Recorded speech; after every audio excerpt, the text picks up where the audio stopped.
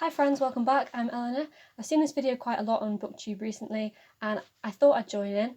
I've got my laptop here, I've got a big pile of books, so let's freak out. Question number 1 is the best book you've read so far this year. For me, that would easily have to be Empire of Storms by Sarah J Maas. Yes, it's a reread. Yes, I already knew what was going to happen. Yes, I've read a lot of other books, but this has still been the top of my reading so far this year. I'd only read this once before, but let me tell you, reading it for the second time was so much more rewarding. I loved every single page. I just adore this series. I'm not ashamed of that. You're probably going to see this later on in the video as well. Question number 2 is best sequel you've read so far this year, and that has easily got to be God's Grave by Jay Kristoff. Again, you've heard me talk about this one loads recently. I really love this series. I get so involved in the story, and it always leaves me with that feeling of utter elation in my soul when I finish it, even though it often rips out my heart. I can't help it. I love it. Again, you're probably going to see this one later on as well. Question 3 is new release you haven't read yet but want to. I have a few books I want to talk about for this question. The first one being Get a Life, Chloe Brown by Talia Hibbert. I've seen loads of people talking about this book on Instagram, on YouTube, but it was Kat's reaction from Paperback Dreams that really solidified it as a book that I need to read. It just sounds like a lovely contemporary that's going to bring some much needed joy to this otherwise dull year. If Kat's reaction is any indication, then I'm pretty sure I'm going to love this book. The second new release I want to read is A Song of Wraiths and Ruin by Rosie-Anne A. Brown. Again, this has been on my radar for a while. I've seen it everywhere. I've seen lots of really good things about it. The only reason I haven't read it yet is just because I don't have a copy of it. I will definitely be getting hold of this ASAP. I've requested my library to purchase it, so hopefully that will come in the next few months. If not, I will just get a copy myself soon. And yeah, I just can't wait to read it. It sounds really interesting and I've heard lots of great things about it. Book number 3 that I want to read this year is Cinderella is Dead by Kailyn Barron. I mean, the cover is stunning, the concept is amazing, and really, who doesn't like a bit of fairy tale magic, even though it's a kind of twisted future version of it. Again, I'm in desperate need of a copy of this so I can see whether it lives up to the hype I've given it myself. I have heard other great things about it, so I'm sure that I'll really like this one and I can't wait to read it. Finally, I really want to read Witches of Ash and Ruin by A. Latimer. I discovered this one through Ashley at A Frolic Through Fiction when she made a video suggesting books you could read for the Make Your Myth Take a Readathon. It sounds right on my street and I have pretty similar tastes to Ashley when it comes to books, I've noticed, so if she likes it, then again, it's another clear winner for me. Question number 4 is most anticipated release for the second half of the year. I have 2 for this. I'm not very good at keeping up with future releases unless it's from an author that I already really love, but I know that A Beautifully Foolish Endeavour by Hank Green has recently come out, which is the sequel to An Absolutely Remarkable Thing, which I read last year and absolutely loved it. The second I finished it, I immediately wanted the second one. And yes, it's been published by the time this video goes up, but at the moment I'm still anticipating it, and at the moment I still can't wait to read it. The first one is exactly what it says on the tin. It is remarkable, it was different, it was fascinating, and I really did love every page of it.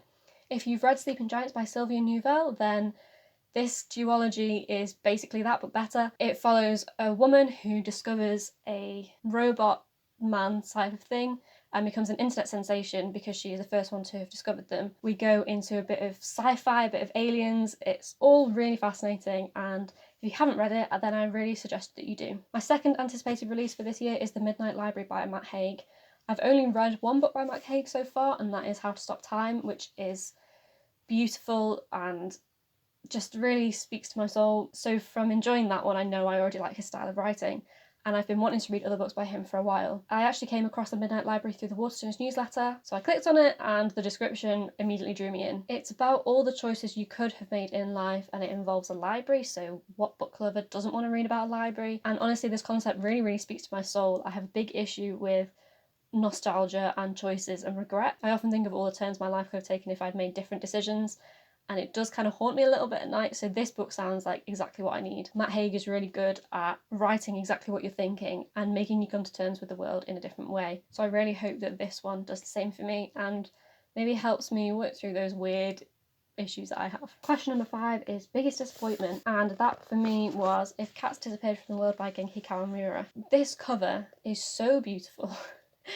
This cat is gorgeous. I love books about cats, that's what drew me in. The idea of this book is that it is about what happens if cats disappeared from the world, or at least that's what I thought going into this. Unfortunately, it's not really about that until the last 20 pages or so, which was a huge disappointment. I can see a lot of people really enjoying this book, but it just really didn't do it for me, mainly because it wasn't what I thought it was going to be. There are bittersweet moments and fascinating outlooks on life, but unfortunately it wasn't the book I wanted, and therefore I ended up not really enjoying it. There are humorous elements in this, but again, they didn't quite hit right. It wasn't the kind of humour I expected. I was expecting a little bit more of the Lynn Truss Cat Out of Hell kind of humour, if you've read that, which this didn't do. Nothing overly wrong with it, it just wasn't my cup of tea. Question number 6 is biggest surprise, and that for me was The Ballad of Songbirds and Snakes by Suzanne Collins. So this has been on everybody's radar this year. This was a massive, massive release, and there were hundreds of videos of people reviewing this book. We reviewed it for our Bookmarked podcast. I know a lot of you already have a lot of opinions about this book or have seen a lot of opinions about this book,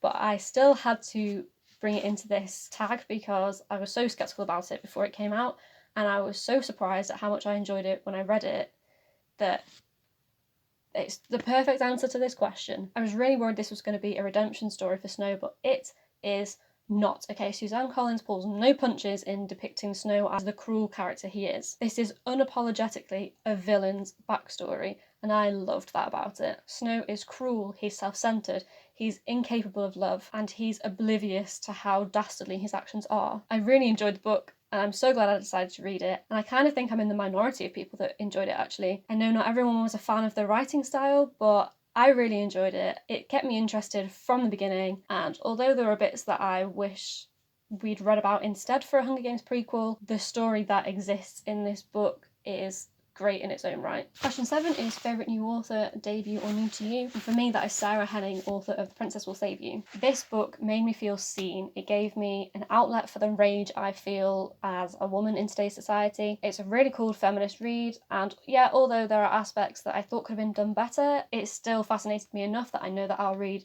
other Sarah Henning books in the future. In particular, I'm quite interested to read the Sea Witch and Sea Witch Rising duology, which sound really interesting. And in the interview I was lucky enough to do with her, she complimented my hair and said it reminded her of the cover, which I am here for. So thank you, Sarah Henning, for doing that interview. I really suggest that you pick up The Princess Will Save You and other Sarah Henning works. Her writing is generally quite feminist in perspective. I think she's really clever with her writing, and if you see my previous video, you can hear a little bit more about what I thought about The Princess Will Save You, and I'll link my review to it down below. Question number 8 is new fictional crush. Okay, I don't have a book answer for this one because I'm really picky, but I rewatched New Girl earlier this year and I'm in love with Nick Miller. I have no shame about that.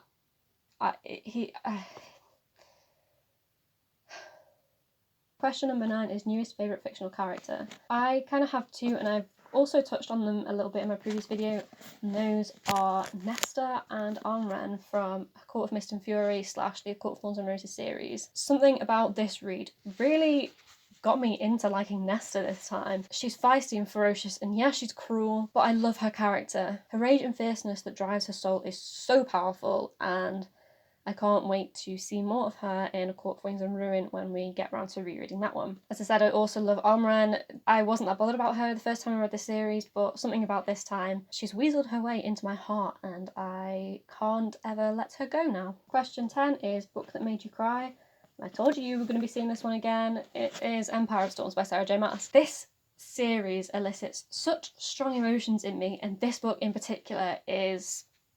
oof, it's powerful. I can't help but adore these characters, and this book in particular makes me feel like my heart is going to explode. I get addicted to this story, and there are such strong scenes in this book that I can't help but feel that raw emotional tug when I read it. Question number 11 is book that made you happy. Again, I'm just going to list these off because you've heard me talk about them far too many times. A Court of Mist and Fury, God's Grave, Empire of Storms. I'm not going to say any more. Question 12, most beautiful book you've bought this year. Question number 13 is what books do you need to read by the end of the year? I have a lot of books I want to get read by the end of this year, but to name a few, I need to read The Art of Making Memories by Mike Wicking. There's no external pressure for me to read this, it's just something that I've decided I have to read by the end of the year. I really enjoyed Mike's previous 2 books, and I got this one for Christmas this year, so I'd really like to get it read within the year. And honestly, I want to learn the art of making memories. Next one is no surprise to anybody, and I have already started reading it. In fact, by the time this video goes live, I've probably already finished it. I'm going to tell you anyway. Dark Dawn by Jay Kristoff. Again, love the Nevernight series. This is the final book in the trilogy. Been desperate to read it ever since I finished Gog's Grave. What more do I need to say? Next, I really need to read Roaring Girls by Holly Kite. I got hold of this proof copy while I was a bookseller on a Christmas contract, and I still haven't read it. And that is really bad because this is like fully published now. People have been talking about it. It has been and gone. I'm just really far behind. It's full of stories of amazing women throughout history, and it's something I definitely need to get to sooner rather than later. I've been wanting to read more non-fiction recently and feminism, so why would you not want to read this? And finally, I need to read More Than Just a Pretty Face by Syed Masood. I've got this as an ARC from NetGalley and I'm reviewing it for Bookstacked. It comes out on the 4th of August, so I need to read it before then for sure. I've been interested by this book ever since I saw the description on NetGalley, so I'm really glad that I managed to get an ARC for it. This is a story about a young man called Daniel who isn't necessarily the smartest guy, but he is the funniest, the most handsome, and he's a really great chef. Daniel really wants to impress his long-term crush, Kaval, and thinks when he gets picked to take part in Renaissance Man, which is a school-wide championship, it is the perfect opportunity to show off his skills and win her affections. However, he recruits Bisma to work with him in the competition, and she is totally uninterested in him.